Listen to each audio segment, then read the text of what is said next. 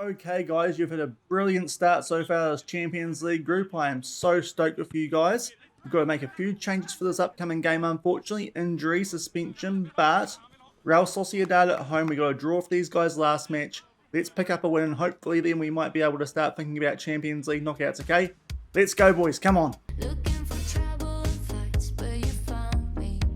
No, I'm a screw up, but baby, I'm glad you're someone to rely on, someone to rely on.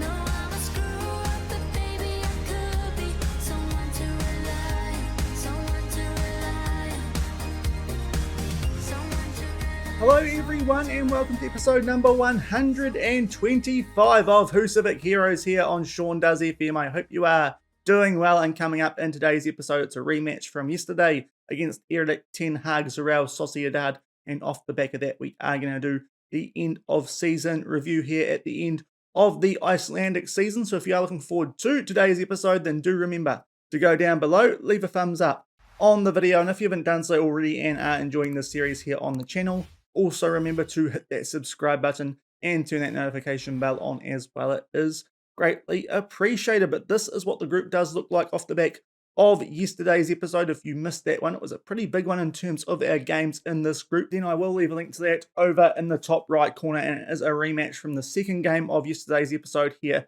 as we do take on Real Sociedad. This time though, it is in Iceland after we did pick up a 2-2 draw in Spain, and that was off the back of a very, very impressive 5-1 win at home against Leicester City. But we've got a pretty good idea about Real Sociedad off the back of that game in yesterday's episode. As I said, Erik Ten Hag is in charge of these guys, and a win here hopefully would give us enough of a buffer on Real Sociedad that it would more or less guarantee that we could get Champions League knockout football come early next week, considering one of our last two games is against cellar dwellers in this group in Ross County. So a win here could actually be really, really important to making sure that we do make our way through to the Champions League knockouts for a second time. We have had to make a few changes in terms of personnel for this upcoming game, though. Unfortunately, Kenny Boreal is just 1 day away from recovering from those pulled ankle ligaments he did suffer in that first game against Real Sociedad, so he's not quite right for this one, just 1 day too soon for him.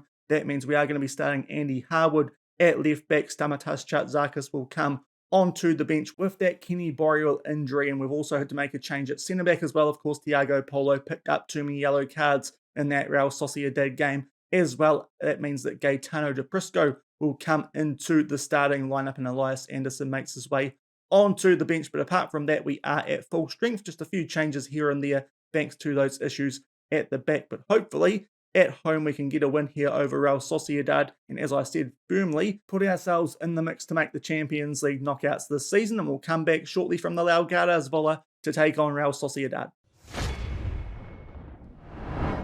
And we have a highlight immediately from the kickoff in this one. We are playing right to left in our green outfit. It is Real Sociedad there, kind of looking like Roma in their maroon with the yellow trim, but nonetheless we are kicking off here. Real Sociedad, in terms of personnel, very, very similar, if not exactly the same, to the lineup that they did put out in that second game of yesterday's episode. And as I said, a win here would give us a massive chance of making the Champions League knockouts for a second time in 3 years, and that should be an early penalty. That's a really poor challenge that from Rosas brings down Frederick Larsson, and this would be an absolute dream start if we could tuck this away. Just waiting to make sure VAR sees it exactly the same way that I did, and indeed the penalty has been awarded. This could be a brilliant start here if Kalen Rakasan can put this in the back of the net. The goalkeeper goes the wrong way. Rakasan puts that in the left corner. That's his 15th goal of the fast approaching end of this current season, and that makes it 1-0 here after only 1 minute. A dream start, not much doubt there about the penalty being given, and Rakasan tucks it away. 1-0 Volsungur very, very early. And up to the 3-minute mark now, we have yet another highlight down in the final third of Real Sociedad. Zimmerman there on the edge of the box. We give that to the goal scorer and Kalen Rakasan. Now Andy Harwood in a bit of space here down the left-hand side. This time they don't commit a foul. Aguirre Larsson gets in the way of that and somehow puts it off target. That looked harder to miss than to put on target. That was a great chance there to go 2 up nice and early. And then Ali Ramadan gets a shot on target, but straight into the hands of Ramiro. But we are all over them here inside the first 5 minutes in this highlight. hasn't ended yet, so hopefully we can make it 2-0 with this good early pressure we are putting on our Spanish opposition. Aguirre, Zimmerman, Frederick Larsen in behind, but that shot is just off target. Still 1-0 Volsungur around about the 6-minute mark. And up to the 38-minute mark for our next highlight, things have certainly calmed down a little bit since that opening 5 minutes where we were all over Real Sociedad, especially off the back of that early penalty, and a good foot in there from Kalen Rakasan, albeit that's a better one from Valencia there with the slide tackle to get possession back there for Real Sociedad, and they are looking to play out from the back here and get this back to even Stevens before half-time. But Rosas, Frederick Larsen gets in on the ball there. Matthias Aguirre, the goalkeeper, is well out of his inner box, and yet again against Real Sociedad, Matthias Aguirre will chip the goalkeeper. Just enough dip on that chip, and we make it 2-0 right before halftime. Rosas threatening to get something going here down the right-hand side, but then turns, and Frederick Larsen is perfectly positioned to put a ball over the top there for Aguirre. It's a wonderful finish. 2-0 Volsungur, 7 minutes shy of halftime. And that is halftime in this game, the only one of today's episode, and it looks like we are going to be putting ourselves in a great position to get out of this group. A very early penalty, which we did tuck away a few good chances not too long off the back of that, and then not too long before halftime, Matthias Aguirre chips the goalkeeper to make it 2-0. Very happy with how this is going. No changes as we're about to kick off the second half, 2-0 up. And we have a highlight immediately from the restart. As you can see there, that Real Sociedad making some changes and some of their better players going off as well. That might be because a few of them did have yellow cards they were dealing with. The Prisco, bit of an error there, but thankfully Andy Harwood is able to tidy things up for us, albeit we do eventually give the ball away. It is good to see that both Harwood and DePrisco playing fairly decently so far. DePrisco is probably a player who might be able to take that spot off Thiago Polo, just not quite performing as well as he has done over the past few seasons, is the Portuguese centre-back, so that probably opens up that position for the likes of DePrisco or Anderson, so we'll see how he goes in this game today. Does Gaetano DePrisco. Aguirre nearly loses possession there, but Dumbia, nice ball over the top for Frederick Larsen. It is in just inside the far post, but was he onside? Couldn't quite tell there, but this could be another perfect start to the half, and indeed it is, and we are thumping Real Sociedad, very similar to what we did against Leicester City in the first game of yesterday's episode. Dumbia gets the ball back for us.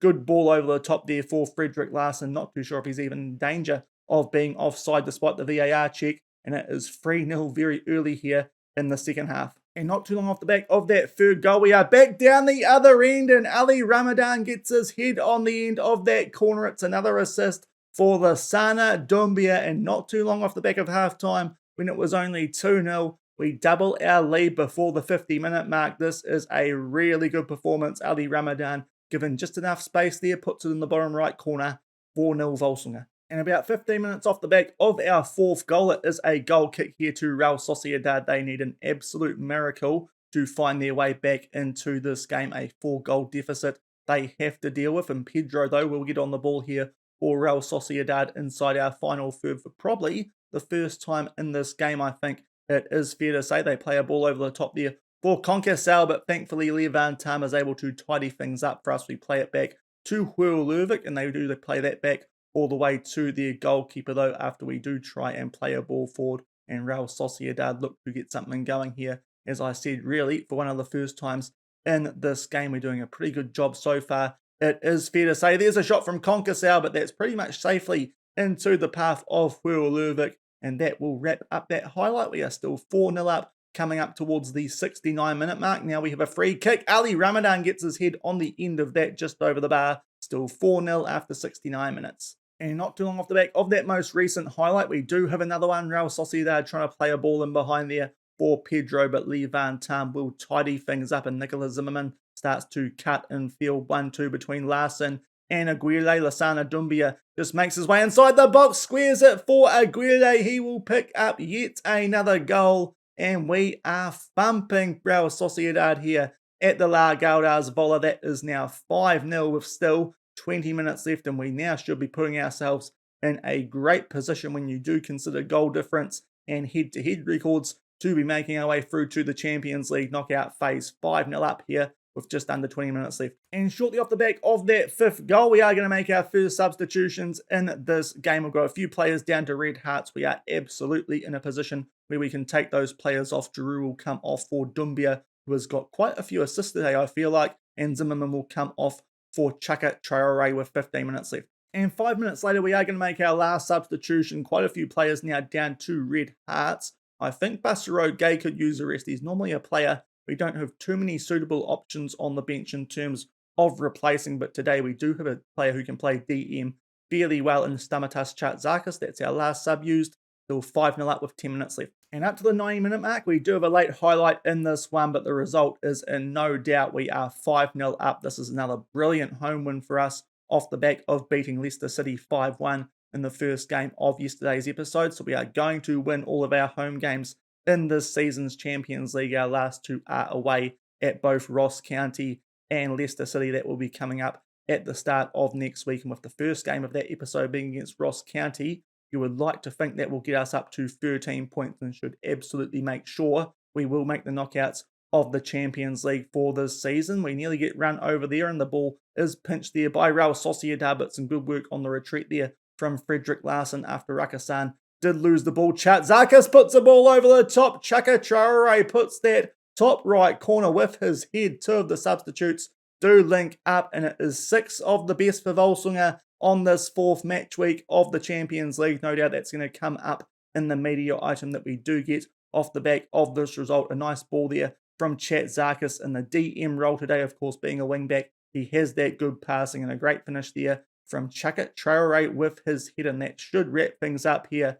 A brilliant 6-0 win. As I said, that will do our goal differential the world of good, as well as that 5-1 result we did pick up yesterday against Leicester City. So all of a sudden we are in a great position not to just be getting out of this group, but hopefully we can also top the group as well with our standing off the back of 4 games. But a great performance there, never really looked in doubt, especially right off the back of halftime when we did extend that 2-0 lead out to 4-0. Great performance from pretty much everyone who did step out on the pitch there. Real Sociedad had a few highlights in that second half, but none of them were too threatening, and a 6-0 win. And as I said, when we get a look at the group table, that is going to put us in a great position, to the surprise of absolutely no one. Leicester City have thumped Ross County in England in the other game on this match week. That means that we are top 3 points clear of Leicester City, but the key thing to think about there is we still have to play Ross County. They have already played their 2 games against Ross County, so by the time that we play the first game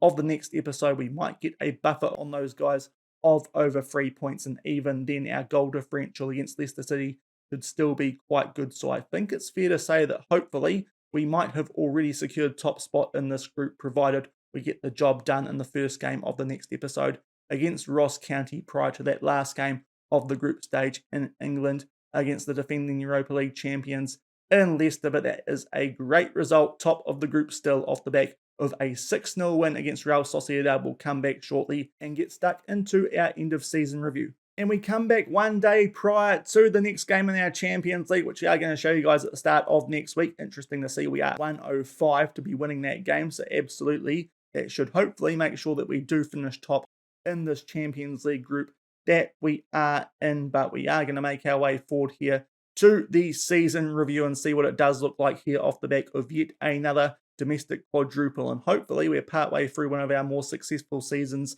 in the Champions League as well. We've only made a few signings this past season. The star signing, the highest rated, was Matthias Aguirre. We only spent £500,000 on him. And as you've been able to tell over the last few episodes in Europe and in qualifying late last week, that money was very, very well spent. 21 appearances, 2 off the bench, 24 goals, 5 assists. He is our signing of the season with a C+ grade. Lassana Doumbia for 9.5 million. Also a very good signing, especially considering where he was placed on the next gen list. The 2 players there who we did sign, and both of them were on that next gen list. Doumbia, of course, was 35th, and Aguirre just snuck in 50th. Blagavest Ognanov didn't get much game time because unfortunately we couldn't quite register him for European competition, but he does, based on attributes, look a little bit better than Nicholas Zimmerman, and was pretty good in limited appearances for us towards the end of the domestic season. So a good pickup there on a free transfer from Manchester City. You can see they're rated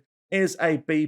Kenny Boreal has been a big improvement for us at left back, a lot more consistent than we previously had there in Alejandro Meza. £7.5 million spent on him for a 7.3 average rating and 10 assists. And we also got Lev Van Tam out on the right-hand side. In our defence, that was to replace John Matthews. We spent 6.25 million on him to get him out of the Czech Republic. C+ rating off the back of 19 starts, 1 sub appearance for 1 goal, and 6 assists. So I think it's fair to say that all the transfers that we did make in this past season have been pretty good in terms of transfers out. Obviously, a lot of these are going to be young players who didn't really feature too much for us here, so we'll flick through these ones fairly quickly. The first notable one that we do get to is Alejandro Meza. With the addition of Kenny Boreal, we could let him go. He was taking up a foreign spot. He's been decent since leaving for Rosario Central, but as you can see, a good rating there because we did make a good profit on that transfer, getting 4.6 million back for a player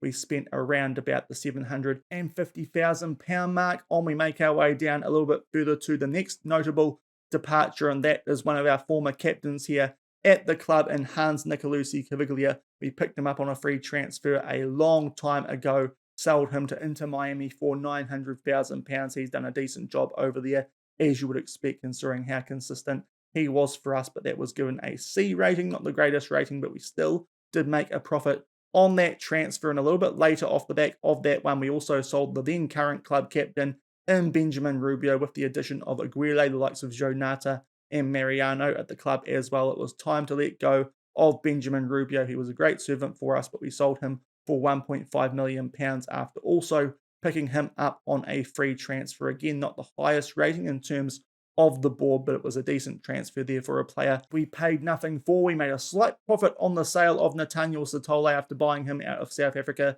a few seasons ago. He's gone to AC Milan, of course, after he wasn't getting too much game time here, being a foreign player, and we did make a little bit of a profit on him, so that is why the board give that a C+. John Matthews we let go of once we did look at signing Lee Van Tam. He went to Hertha Berlin for £1 million, yet again a sale where we did make a profit on the player after signing him for around about the £750,000 mark as well, only a season or two ago. And then some players who were sort of fading their way out here at the club. Kevin Malcy Martins, we had a lot better options at striker. He went to Venezia. We go down Maurizio Goffi. We got a great fee for him considering he was only a fringe player, 3.2 million for him to go to Hellas Verona. And then a few local players who came through our youth intake who Nuts KR did pick up for not much. So on the whole, I think in terms of both transfers in and out, we did a pretty good job this season. I think that's showing in terms of our performance in the Champions League so far this season. And loans out, we've got some good players out on loan, the likes of Brahima Makalau doing a good job. He has decent potential. He could be useful for us in the future, or at least to make a good profit after we picked him up for not much at all. Jorge's doing okay out on loan, albeit would be nice to see him getting towards that potential a little bit more. Charlie Shaw looking like he's a player we might sell sooner rather than later because his potential has dropped quite a bit. Thomas Tishi, he's actually regressed quite a bit since we loaned him out, which is a bit concerning for a player who was in the top 15 on that next gen list, but that should still be a pretty good deal, only spending £55,000 on him once we realised he was on a youth contract. And we've also got Andreas Burmes is a potential promising goalkeeper here at the club out on loan, and he's still got 4-star potential, improving decently in Germany. So I think most of the loans there are doing a decent job. So on the whole, all of the in and out business this past window has been pretty good. In terms of results this season, as I said, yet again, we did pick up a domestic quadruple. We ran through the league a little bit in yesterday's episode, just that rather annoying draw there while we had lots of players out on international break. But apart from that, we did win all of our games, exactly what we did last season as well, and we pick up the league title by 12 points. As I said yesterday, HK Breidablik and Fylkir are the teams who will be in Conference League qualifying next season, as Fram Reykjavik and Proto Reykjavik, who have been relegated from the top division here in Iceland Champions League. It's really hard to get too much of a guide on this because it does happen, this end of season review, smack bang in the middle of the group stage. But on the whole, I think they're pretty happy with our work from this past season in that competition. The Malka Bikkerin, we won that very, very comfortably in the end. We didn't have too many close games in our run to picking up that Icelandic Cup for the 9th time in the sale. I think that was the Super Cup. We bet HK fairly comfortably in 4-0, and also the Dilbert car right at the start of the domestic season off the back of getting knocked out of the Europa League by Arsenal. We won that fairly comfortably as well, with a couple of 3-0 wins there in the semi-final and final. So a very good season, and it will only be made all the better if we can top that Champions League group that we are in. And it does look like we should be making our way through to the knockouts of that competition. Going forward to the moments to remember, our biggest win was by 13-0 against a bunch of lower league fishermen there in the Mulkabikaran early on. The match to remember was in the first knockout round of the Europa League. We picked up a 3-1 win there at home to make sure that we did go through to face Arsenal in that second knockout round. And the goal of the season was in the league. It was a free kick from Lasana Dumbia at the 51-minute mark in a 5-1 win against Proto Reykjavik. A free kick from the left-hand side of the field, and he rockets that into the top right-hand corner. So I suppose no real arguments there with that being our goal of the past season. We make our way forward now to the finances. Most things here did go up apart from broadcast revenue. I suppose that might have dropped because the season before we did make the knockouts of the Champions League for the first time. So I suppose that does make sense. But apart from that, everything else did go up. Interesting to see these days we are selling close to 3,000 shirts a season. So that has certainly gone up a lot since the start of this save. The most popular ones were Aguilera, Rakasan, Chakatraore, Anason, and Zimmerman. How we lined up, we'll check in on this later because this screen always glitches out. And then we go forward to the accolades yet again. Somehow we get no managerial award despite not losing a game domestically for the whole season. Seems like the Icelandic board who vote on that don't like that we're being quite so dominant here in Iceland. But the fans player of the season did get given to Chaka Traore. He was great for us in that backup team, as was Fabio Mariano, before we did replace him with Joe Nada towards the later stages of the domestic league season. So those are the player and young player of the season you saw before signing of the season and goal of the season. The top goal scorer was Chaka Traore with 29 goals. Patrick Nygaard got most assists also down in that backup team with 16. The most man of the matches was Aguilera with 7, the highest average rating Chaka Traore. So that is probably why he was given the player of the season on an 8.1. And we make our way over to the competition awards. Some completely different winners for these ones from our first team. The player of the season for the top division here in Iceland was Nicholas Zimmerman. And the young player of the season was the wonder kid there in Lasana Dumbia. And also there on the right-hand side, you can see we did get our highest transfer fee received in that deal for Alejandro Meza. So that wraps up that bit of the end of season review. But before we go and have a look at our overall best 11, we'll just go and check in on the actual best 11 from this past season. And here is this best 11 from the past season. Will Lervik in goal, as you would expect there for the Norwegian international, on a 7.25 average rating. The centre-back partnership is actually Tiago Polo alongside Gaetano de Prisco, so a little bit surprising not to see the best centre-back at the club in Ali Ramadan in that, but maybe that's a sign that Gaetano de Prisco could overtake Tiago Polo with a slightly better average rating in this past season. Kenny Boreal, off the back of that good first season, gets in at left back alongside Ian Carlo on the right-hand side. I suppose that might be due to Lee Van Tam struggling just a little bit when he did first get here to the club, but since then he's really kicked into gear in the latter half of the season, especially since European football has started. The midfield looks a little bit interesting. We've got Basaro Gay and Lasana Dumbia, but Fabio Mariano joins them. He does look quite useful as a Mazzala, albeit we did use him most of the season as a striker for us. So he gets in there in the midfield, which is a little bit interesting. Our wings are both the wingers from the backup team, Patrick Nygaard, and of course player of the season in Chaka Traore, and the starting striker Matthias Aguilera with those 24 goals in 23 appearances. And the bench is made up of Thomas Diaz, Ali Ramadan, Elias Anderson, those backup centre-backs. As I've said a few times, we've got great depth in that position here at Volsungur. Nicholas Zimmerman, Frederick Larsen, Kalen Rakasan, and Joe Nata all make their way onto the bench. Joe Nata can feel probably a little bit hard done by there on the bench with an 8.11 average rating. And now we go back to the inbox and see what our overall best 11 does look like. There are 2 new players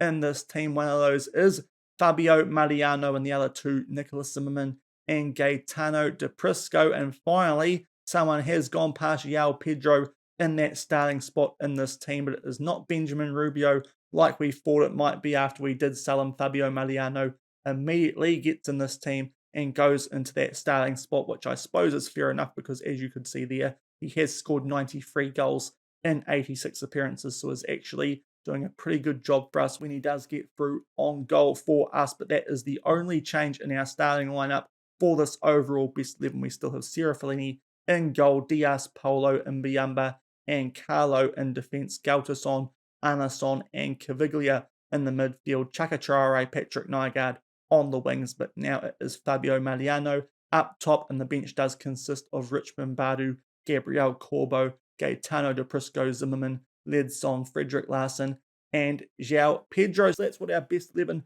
does look like off the back of this past season. That pretty much does it for the end of season review. We'll just go back though and have a look at the side of 2024. This was when we did win the Islands Dealden title. That was also the year that we did get beaten in the Icelandic Cup final. So that doesn't feel like it was that long ago, but it is actually quite a while ago now. And that was also, I think, one of our first seasons in the save where we did have European football. So we'll do a quick look through of this team. Of course, Ian Carlo, Bjarkason, and Patrick Nygaard are still at the club. Mikel Serafellini, we've checked in on a few times over the past few seasons in these checkups on previous teams here at Volsungur. He is still at Brighton, not getting a heap of game time. Xavier Mbiamba, Fortuna Dusseldorf, he's getting some game time, doing pretty well for those guys over there. In the Bundesliga, Wilson Isidore is at Clermont-Foot. He's a player that we haven't checked in on for quite some time. He went to Châteauroux after leaving us in 2026-27 for £65,000 and has done a decent job at Ligue 2 level. Hasn't quite taken the step up quite as well to Ligue 1 for Clermont-Foot, but is still doing a decent job back in his homeland of France. Leandro Diaz is still at Rio Avenue, just doing okay over there in Portugal, still getting loaned out by Udinese. Then we go forward there to Richmond Badu, the backup goalkeeper in that overall best 11. He's still doing okay in Belgium, although I say that he has got very little football over the past few seasons. We make our way forward to Gabriel Corbo these days. He is at Sint-Truiden, of course, the former club of New Zealander Liberato Kakache. In real life, he's had a couple of seasons there now after only spending the one at Ostende, and he's done pretty well for them too in Belgium, so a decent pickup there for Sint-Truiden. And then we make our way down to the next paragraph. Christian Sekularek, another player we haven't checked in on for a while, the very versatile Swedish midfielder come winger. He's done a good job over in his homeland since we did let go of him to Fun. We make our way forward in this list. Next up, Noam Bonnet, a former midfielder here at Volsungur these days. He is 29 years old at Le Mans, so he should have a good car over there at the least, and he's been performing fairly well since he did leave us to go to Grenoble and then went to Le Mans. The next one up on the list is João Pedro. We've checked in on him a few times. He's doing a great job still floating around in Portugal after firmly getting himself in that best 11 up until this past season, where, of course, Fabio Mariano only just knocked him out. Christian Coffey is at Phil Kerr, so he's starting to work to the players now who are still in Iceland. He spent a lot of time at Hafnarfjordur, but recently made the move to Phil Kerr for £240,000 and has done pretty well for those guys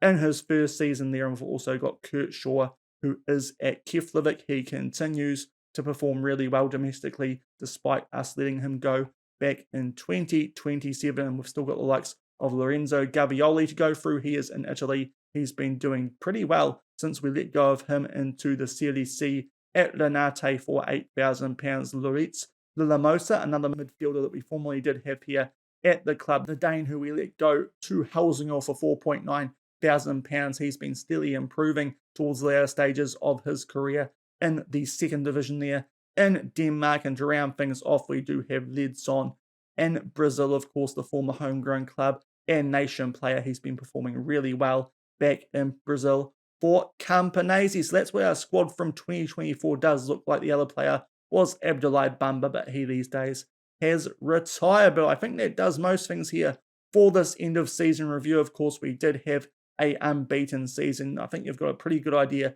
where most of the players from that best 11 are these days, because it's pretty similar to what we've shown you guys over the past few seasons. And in terms of signings of the season, despite the fact that we did actually bring in some really good players, we have no one on this list, albeit a few of our former players are there. Christian Coffey at Phil Kerr, and of course the signing of the season was made off of us by HK and Vlade Saric for £350,000. £1,000. But that will do it for today's episode. A really good win to start the episode there against Real Sociedad to firmly establish ourselves top of our Champions League group. And off the back of that, our end of season review. If you did enjoy it, then do remember to go down below, leave a thumbs up on the video. And if you haven't done so already and are enjoying this series here on the channel, also remember to hit that subscribe button and turn that notification bell on as well. We will come back at the start of next week and round up Group F in the Champions League with our last two games. I think if we pick up a win in that first game, as I said earlier, away at Ross County, that would more or less guarantee ourselves top spot in the group, and that would be brilliant going into the draw for that first knockout round, which we should now really be a part of with a 5-point gap on Real Sociedad. And our first game, as I said, being against Ross County, while they will play Leicester City in a game which could also make sure we do finish top of that group. And off the back of that, hopefully with our qualification at the very least already secure, we will take on Leicester City in England. And as I said, hopefully also have a draw for that first knockout round of the Champions League. So that is what is coming up at the start of next week. But until then, thank you very much for watching. Keep on keeping on. Have a good weekend, and I'll see you then. Cheers.